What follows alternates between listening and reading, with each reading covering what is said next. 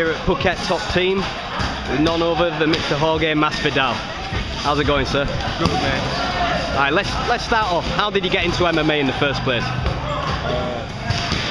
I was just fighting, man, since a kid. You know, I was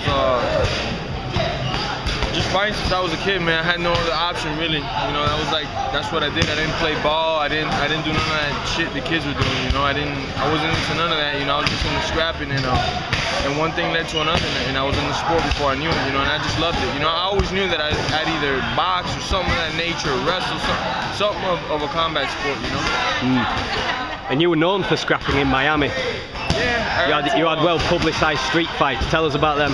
Yeah, that's when I was young. I was 19 years old, and I just got them off, and I did them. I didn't think anything of them at the time because I had so many fights like that. You know, that somebody said, "Hey, I know somebody that'll fight you for a couple dollars," and I would do it. You know, and I didn't think those fights would get as popular as they did. You know, I never thought I'd get all that footage out of it. You know?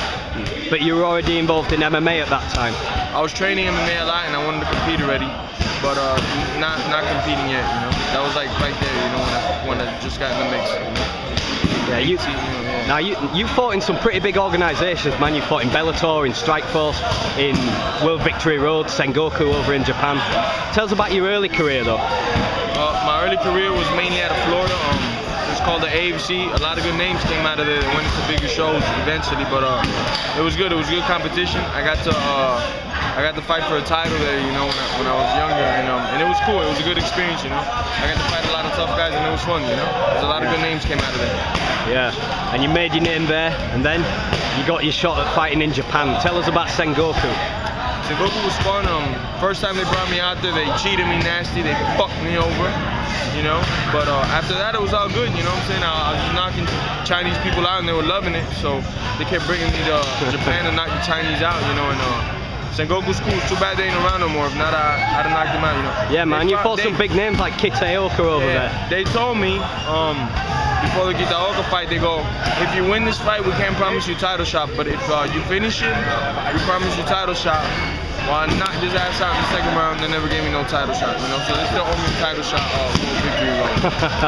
Yeah, when they put on an event. Yeah. They've been on hiatus for over a year now. They had a couple events and they never called me up for them. I felt disrespected, you know.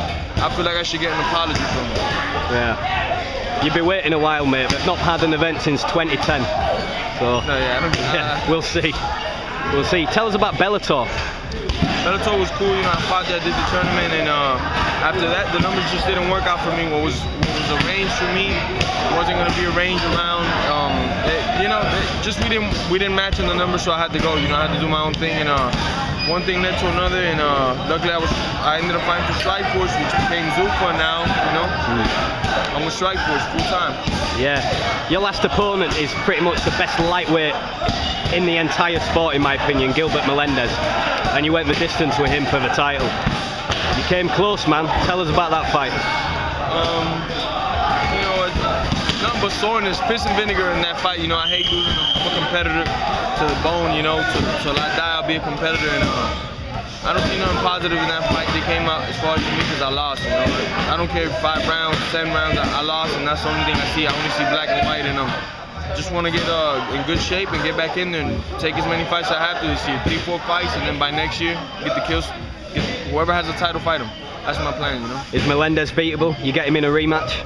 Melendez is, in my account, yeah. If I fight him, I think I beat him 9 out of 10 times, and he beat me that one time, you know. But that's how I think about everything, you know. He'll have to prove me wrong, and I'm gonna go out here and just grind it out, you know. Get 3, 4, 5, 6, 7, 8, 9 fights, and then hopefully get to fight him, you know.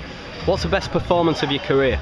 I wouldn't say I haven't had it yet. You know, I just people always point to certain fights. I don't think I've ever been in my mind what I would call perfect. You know. Yeah. One performance that stands out for you is when you arguably beat Paul Daly. Bye, darling. What one performance that sticks out in my mind? Paul Daly. That's a performance that sticks out in a lot of fans' minds. A welterweight, a top 10 welterweight at the time. You're a lightweight, and you still arguably beat the guy. It sticks out in my mind because I beat him.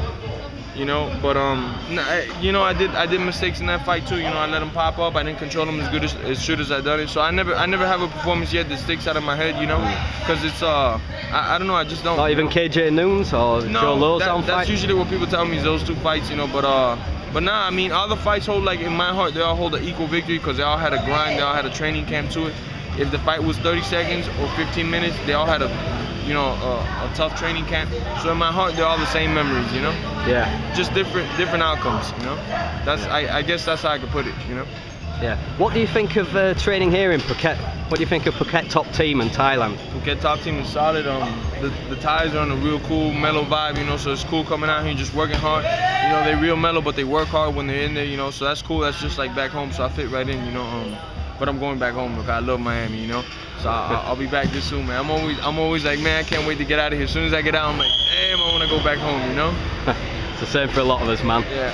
So where's Mr. Masvidal go from here? Mr. Masvidal from here, he's gonna get a massage, get an Oreo milkshake. Sounds like a plan.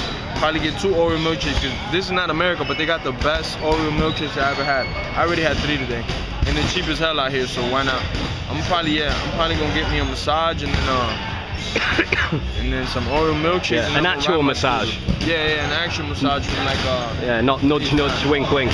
Yeah, no funny business, okay? Where's the fun in that?